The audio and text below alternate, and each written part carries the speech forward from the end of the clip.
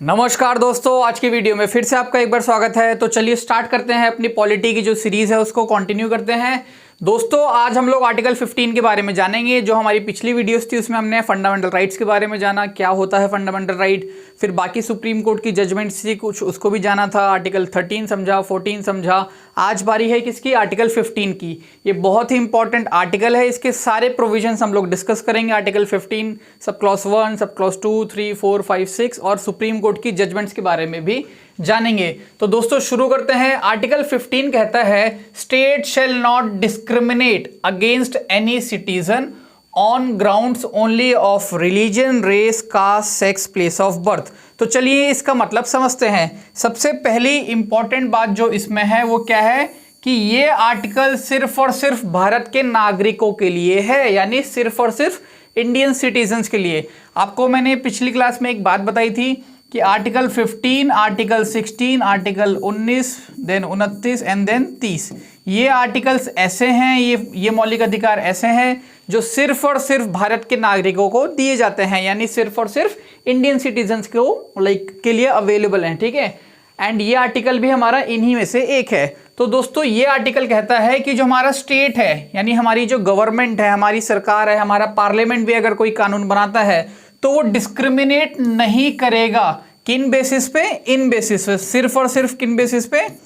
Religion, race, caste, sex, place of birth. मतलब आपका धर्म क्या है ये देखकर आपके साथ किसी भी प्रकार का भेदभाव नहीं किया जाएगा।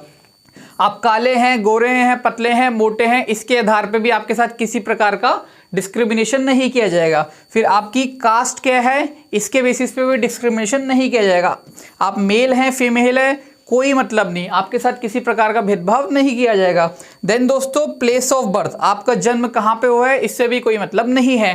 यानी जो हमारी स्टेट है, हमारी गवर्नमेंट है, ये जब भी कोई कानून बनाएगी या कोई भी काम करेगी तो हम लोगों के साथ भेदभाव नहीं करेगी। किनके साथ? सिर्फ और सिर्फ सिटीजन्स के साथ, फॉरेनर के साथ किया जा सकता है। ठीक है, मतलब डिस्क्रिमिनेट उनके साथ किया जा सकता है, बट इंडियन सिटीजन के साथ डिस्क्रिमिनेशन नहीं किया जाएगा इन बेसिस के ऊपर। ठीक है, और यही है हमारा आर्टिकल 15 सब क्लॉज 1।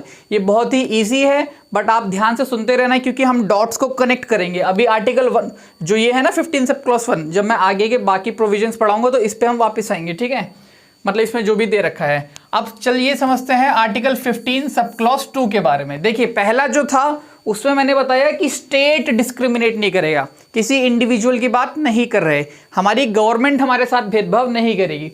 बट जो दूसरा आर्टिकल है दोस्तों, मतलब इसका जो दूसरा प्रोविजन है, ये कहता है सेम बेसिस पे religion, race, caste, sex and place of birth, इस बेसिस पे आपके साथ डिस्क्रिमिनेशन नहीं किया जाएगा। कहां पे नहीं किया जाएगा? आप किसी भी पब्लिक शॉप पे जाते हैं तो इस बेसिस पे आपको रोका नहीं जाएगा कि भाई आप इस धर्म के हैं तो आपको यहाँ पे एंट्री नहीं मिलेगी, ऐसा नहीं होगा। ठीक है, चाहे वो कोई प्राइवेट दुकान हो या पब्लिक यानी गवर्नमेंट की दुकान हो। किसी रेस्टोरेंट पे आप खाना खाने जाते हैं तो आपको ये नहीं बोला जाएगा भाई आप काले हैं, गोरे हैं, इसलिए यहाँ पे आप अलाउड नहीं हैं। ठीक है, किसी होटल में जाते हैं, मतलब कोई भी ऐसा पब्लिक प्लेस जहाँ पे बाकी सारे लोग जा रहे हैं तो वहाँ पे आप भी जा सकते हैं। आपके साथ इन बेसिस पे, किस बेसिस पे? ये जो 5 बेसिस है ना, race, religion, caste, sex, place of birth, इनके आधार पर आपके साथ किसी प्रकार का भेदभाव नहीं किया जाएगा।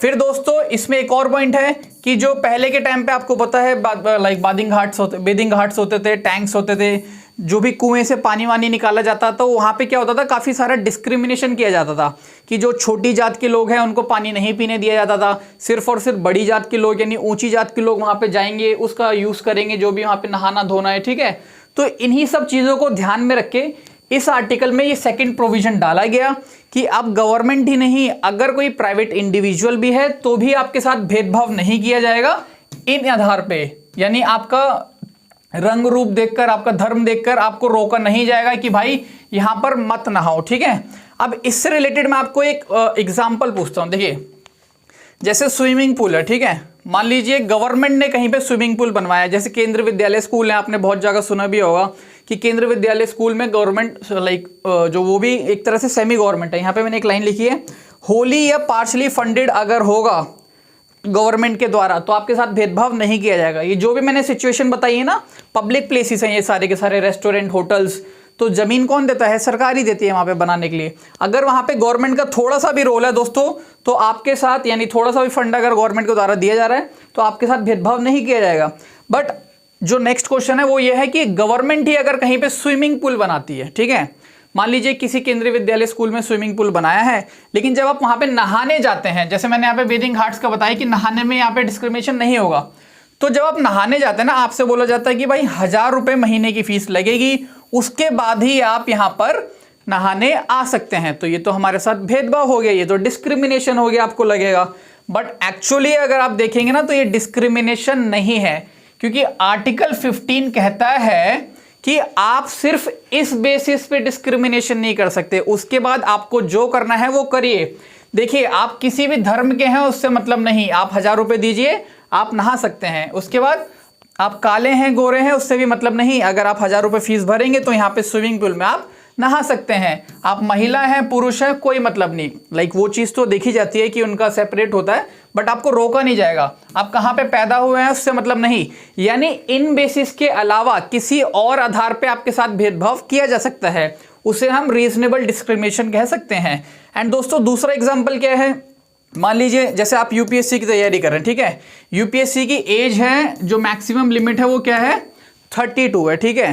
तो मान लीजिए आप 35 ईयर्स के हैं और आप कहेंगे भाई मेरे को भी आईएएस ऑफिसर बनना है, मेरे को भी ये एग्जाम देना है, तो ये गवर्नमेंट क्या बोलेगी? No, you are not allowed, आपको लाइक आपको नहीं देने दिया जाएगा। तो आप क्या बोलेंगे? भाई मेरे साथ तो डिस्क्रिमिनेशन हो रहा है कि 32 साल वाले को देने दे रहे हैं पेपर, मेरे को नहीं देने दे रहे। तो ये डिस्क्रिमिनेशन भी आपके साथ किया जा सकता है, क्योंकि ये इस कैटेगरी में नहीं है। आपके धर्म के आधार पर आपको नहीं रोका जा रहा, आपका जन्म कहाँ पे हुआ है उस आधार पे आपको नहीं रोका जा रहा। ये कुछ अलग कंडीशंस है जिसके बेसिस पे डिस्क्रिमिनेशन किया जा सकता है, ठीक है दोस्तों। तो ये एक बेसिक चीज़ है। ऐसे ही बहुत सारे म्यूजियम होते हैं, जैसे पीएम म्यूजियम हो गया, या जैसे प्रधानमंत्री संग्रहालय आपने सुना होगा ना, या बाकी भी नेशनल म्यूजियम वगैरह होते हैं, तो उसमें भी 20 रुपये 50 रुपये 100 रुपये ऐसे फीस लगा देते हैं। तो आप ये नहीं कह सकते कि आपके साथ डिस्क्रिमिनेशन हो रहा है कि आर्टिकल 15 सब क्लॉज 2 के हिसाब से आप किसी भी पब्लिक प्लेस पे जा सकते हैं, जैसे मैंने आपको बताया, इस बेसिस पे आपको नहीं रोका जा रहा। इसके अलावा वो डिस्क्रिमिनेट कर सकते हैं कि भाई फीस दीजिए उसके बाद आइए, क्योंकि इन चीज़ों को भी मेंटेन करने के लिए पैसा लगता है। उम्मीद करता हूँ आपको ये वाला प्रोविजन समझ आया होगा। अब जो नेक्स्ट प्रोविजन है दोस्तों वो है आर्टिकल 15 सब क्लॉज 3, ठीक है। बट उससे पहले मैं आपको एक बात बताना चाहूँगा। आर्टिकल 15 सब क्लॉज 1 जब हमने पढ़ा, मैंने यहाँ पे क्या बोला कि स्टेट आपके साथ डिस्क्रिमिनेट नहीं करेगा, यानी हमारी गवर्नमेंट, हमारी पार्लियामेंट हमारे साथ भेदभाव नहीं करेगी इन आधार पर, ठीक है।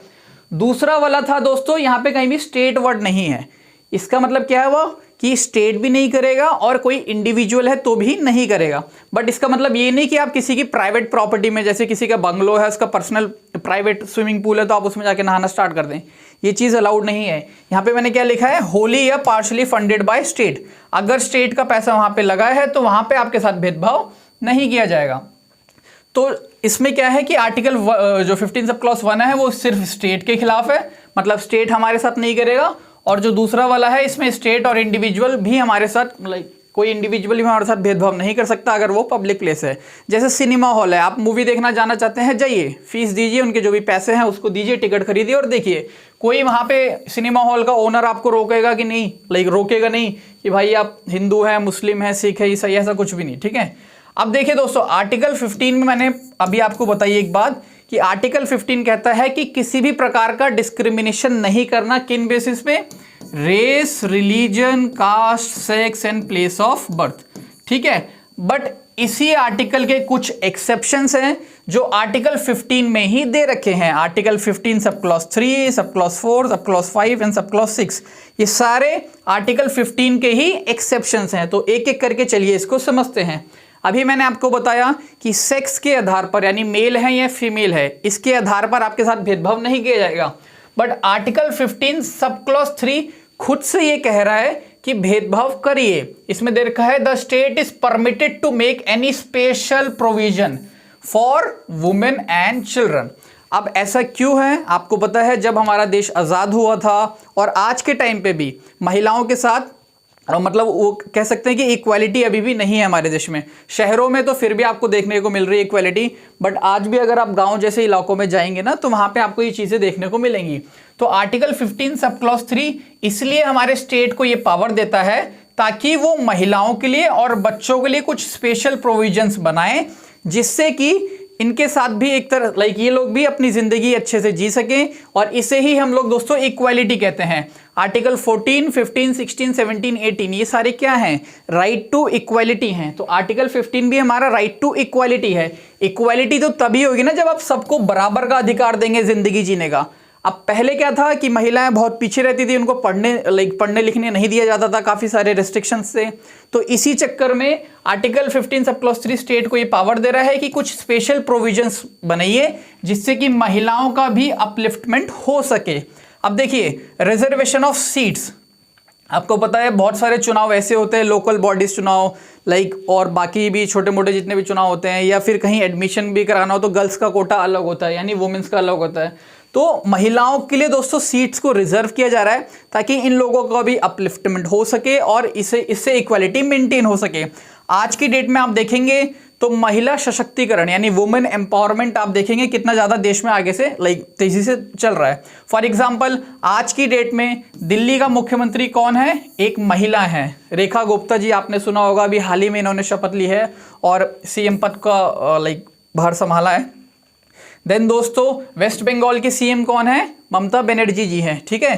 तो ऐसे ही धीरे धीरे आप देखेंगे काफी सारे कैबिनेट मिनिस्टर्स भी हमारे वो भी महिला होती है। फॉर एग्जांपल हमारी फाइनेंस मिनिस्टर निर्मला सीतारमण जी। तो ऐसे ही हम लोग स्पेशल प्रोविजंस कुछ करके उनके लिए सीट्स को रिजर्व करके इनका भी अपलिफ्टमेंट कर रहे हैं, राइट टू इक्वालिटी को मेंटेन करने की कोशिश कर रहे हैं। बच्चों के लिए क्या करते हैं दोस्तों? Free education. छोटे बच्चे जो होते हैं सरकारी स्कूलों में जितने भी हैं, फ्री एजुकेशन दी जा रही है ताकि इन लोगों का भी अपलिफ्टमेंट हो सके। पहले बच्चों को नहीं पढ़ाया जाता था, आज की डेट में तो पढ़ाई बहुत ज़्यादा इंपॉर्टेंट हो गई। अब देखिए दोस्तों, जो मैंने आपको अभी 3 प्रोविजन बताए, article 15 sub clause 1, sub clause 2 and sub clause 3, ये ओरिजिनली हमारे संविधान में था, ठीक है। उसके बाद के जितने भी आर्टिकल हैं इनको ऐड किया गया है टाइम टू टाइम संविधान में संशोधन करके, यानी अमेंडमेंट करके। तो आर्टिकल 15 सब क्लॉज 4 को समझने से पहले हमें सुप्रीम कोर्ट का एक केस देखना पड़ेगा, एक केस को समझना पड़ेगा। उसके बाद 15 सब क्लॉज 5 समझेंगे एंड फिर 6 को भी देखेंगे। ये सारे के सारे ऐड किए गए हैं, ओरिजिनली हमारे संविधान में नहीं थे, ठीक है। तो अब जो आर्टिकल 15 सब क्लॉज 4 है, पहले मैं बता देता हूं, इसको हमने ऐड किया था फर्स्ट कॉन्स्टिट्यूशनल अमेंडमेंट के बाद। देखिए दोस्तों, एक मैडम थी जिनका नाम था चंपाकम दोराई राजन, ठीक है।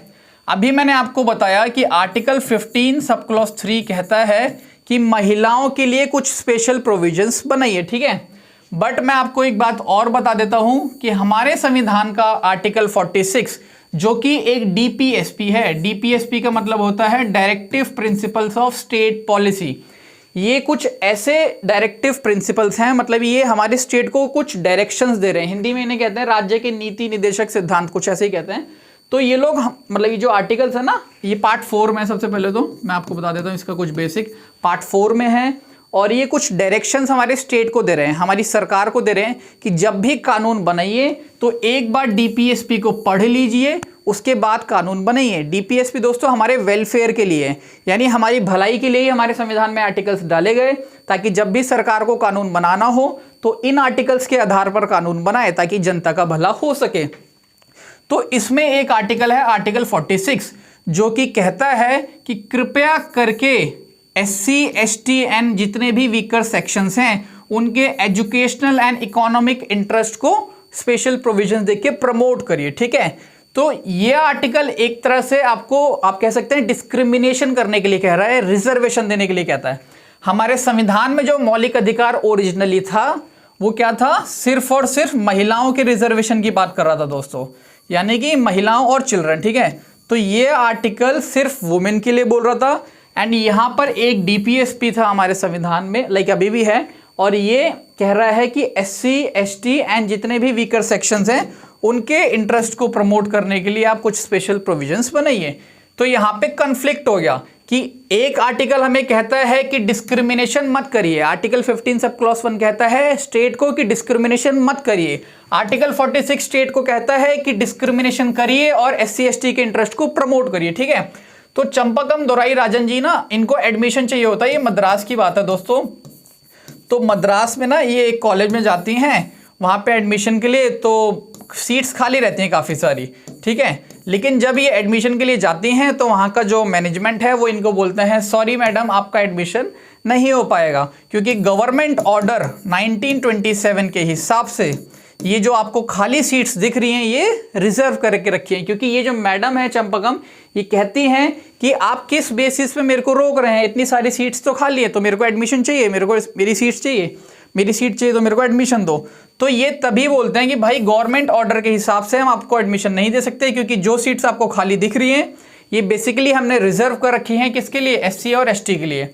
तो ये जो चंपाकम दोराई राजन मैडम हैं ये कहती हैं भाई साहब कौन से देश में रह रहे हो आप, 1927 के ऑर्डर को फॉलो कर रहे हो और हमारा संविधान लागू हुआ है 1950 को, जिसमें साफ साफ लिखा है कि आप डिस्क्रिमिनेशन नहीं कर सकते। आर्टिकल 15 सब क्लॉज 1 साफ साफ कहता है कि कास्ट के बेसिस पे डिस्क्रिमिनेशन नहीं कर सकते, और यहाँ पे कास्ट के बेसिस पे आप डिस्क्रिमिनेशन कर रहे हैं।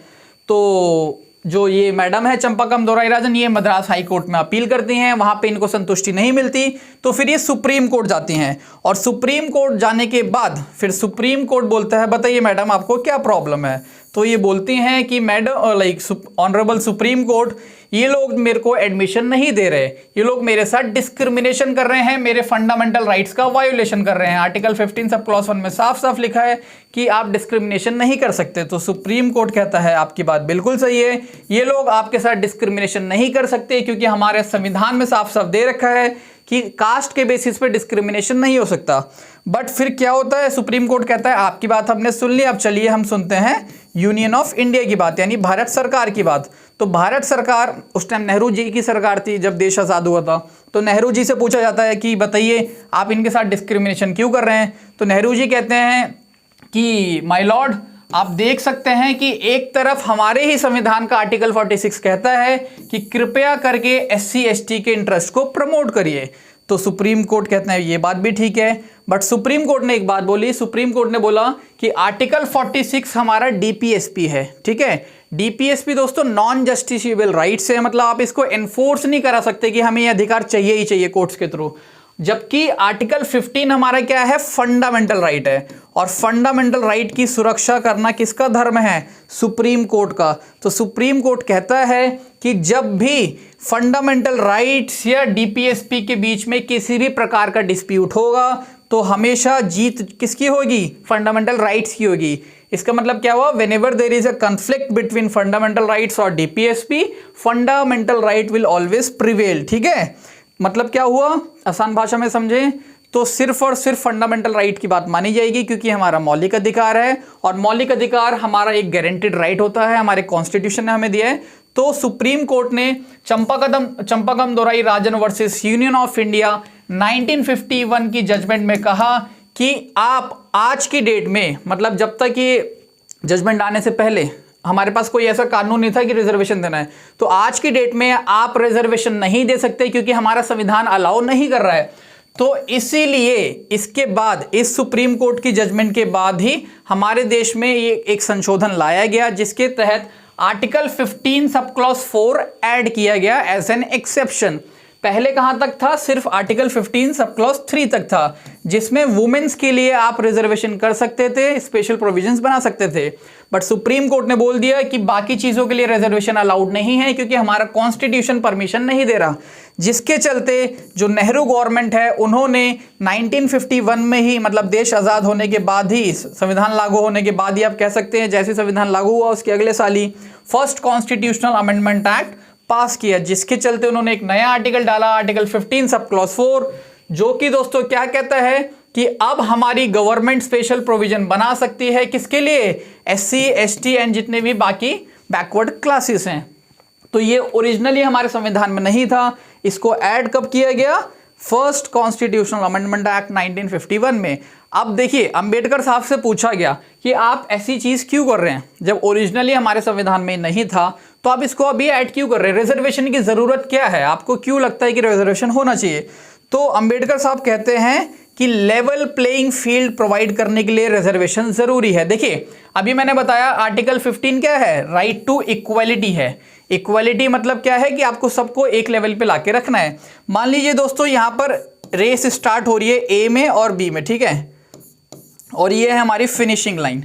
तो ए जो है ये आप समझ लीजिए जनरल कैटेगरी, ठीक है, तो जनरल कैटेगरी की रेस यहां से शुरू हो रही है, यहां खत्म हो रही है, और जो ये बी है ये बाकी बैकवर्ड क्लासेस हैं, SC ST एंड जितने भी बैकवर्ड क्लासेस है, ठीक है, तो ये लोग और पीछे से शुरू कर रहे हैं। तो अंबेडकर साहब यही कहते हैं कि इनको लेवल प्लेइंग फील्ड देने के लिए हम कोई डिस्क्रिमिनेशन नहीं कर रहे, इसको पॉजिटिव डिस्क्रिमिनेशन कहते हैं, कि हम ये नहीं कर रहे कि इनको उठा के बिल्कुल आगे कर दिया, ऐसा नहीं है। इनको सिर्फ यहां तक लेकर आए, यानी जहां पे ए खड़ा है सिर्फ यहां तक लेकर आए, ताकि ये भी अब इनके साथ आगे भाग सकें, एक लेवल प्लेइंग फील्ड मिल सके। तो उम्मीद करता हूं ये वाला प्रोविजन भी आपको समझ आ गया होगा। अब दोस्तों जो नेक्स्ट प्रोविजन है ये भी ओरिजिनली नहीं था, इसको कब ऐड किया गया? 2005 में 93rd अमेंडमेंट के थ्रू। यह आर्टिकल बहुत ही इजी आर्टिकल है। जब एक बार रिजर्वेशन हमारे देश में लागू हो गया है तो ये बस यही कहता है, इसमें तो ये है कि स्पेशल प्रोविजन बना सकते हो, तो कुछ स्पेशल मेंशन के लिए इन्होंने एक नया सब क्लॉज डाल दिया जिसमें बोला कि एडमिशन दे सकते हो आप रिजर्वेशन के बेसिस पे। लाइक एडमिशन की बात कहीं और नहीं लिखी थी, तो इन्होंने यहाँ पे स्पेसिफाई कर दिया एक तरह से कि आप एडमिशन दे सकते हो, इंक्लूडिंग प्राइवेट इंस्टीट्यूशंस, यानी कोई प्राइवेट स्कूल है, कोई प्राइवेट कॉलेज है, तो वहां पे भी इस कानून के तहत यानी इस आर्टिकल के तहत आप रिजर्वेशन दे सकते हैं, ठीक है, एक्सेप्ट माइनॉरिटी इंस्टीट्यूट्स, यानी जो माइनॉरिटी एजुकेशनल इंस्टीट्यूशंस है उसमें आप नहीं दे सकते। अब माइनॉरिटी क्या होते हैं? जैसे कोई क्रिश्चियन स्कूल हो गया, कोई क्रिश्चियन कॉलेज हो गया, क्योंकि इनके दोस्तों अपने अलग अधिकार होते हैं, article 29 and article 30 if I am not wrong. तो ये दोनों आर्टिकल्स हैं जो इनको कुछ स्पेशल राइट्स देते हैं। किसको? माइनॉरिटीज को राइट्स देते हैं दोस्तों, ठीक है। तो इस आर्टिकल में कुछ भी नहीं है, आपको ये याद रखना है कि 2005 में इसको ऐड किया गया था 93rd के थ्रू, जिसमें एडमिशन की बात बताई गई थी, इंक्लूडिंग प्राइवेट इंस्टीट्यूशंस, ठीक है। नेक्स्ट वाला क्या है? ये है हमारे मोदी जी की देन। मोदी जी ने 2019 में एक नया अमेंडमेंट पास किया जिससे हम कहते हैं 103rd अमेंडमेंट एक्ट 2019, जिसमें इन्होंने इकोनॉमिकली वीकर सेक्शंस के लिए भी स्पेशल प्रोविजंस का एक नया प्रोविजन ऐड कर दिया, आर्टिकल 15 सब क्लॉज 6, ठीक है दोस्तों। इसमें इन्होंने बोला स्पेशल प्रोविजन हम लोग EWS के लिए रख सकते हैं, और इसके साथ एक और पॉइंट रखा कि एडमिशन के लिए अब 10% का EWS कोटा रहेगा। आपको अगर कॉलेज स्कूल में एडमिशन चाहिए तो एक नया कोटा ऐड कर दिया गया EWS, और काफ़ी सारे बच्चों को इससे हेल्प मिली है। मेरे भी काफ़ी सारे दोस्त हैं जिन्होंने ये कोटा बना के कुछ जॉब प्राप्त करी है, कुछ कॉलेज में एडमिशन लिया, कुछ स्कूल में लिया, मतलब काफ़ी बेनिफिट लोगों को हुआ है। तो उम्मीद करता हूँ आपको इस सारे प्रोविजंस बहुत अच्छे से समझ आए होंगे। अब जो हमारी नेक्स्ट वीडियो होगी वो है आर्टिकल 16 के ऊपर, ठीक है, और ये बहुत ही इंपॉर्टेंट आर्टिकल है। अब देखते हैं कि मैं इसको 46 के साथ कंपेयर करके पढ़ाता हूँ या फिर कैसे करता हूँ मैं, क्योंकि रिजर्वेशन का ये प्रॉपर जो आर्टिकल है ना, इसमें हम मंडल कमीशन, बाकी जितने भी सुप्रीम कोर्ट के जजमेंट्स हैं, सारी चीज़ें हम इसमें जानेंगे, जैसे इंदिरा सानी केस वगैरह।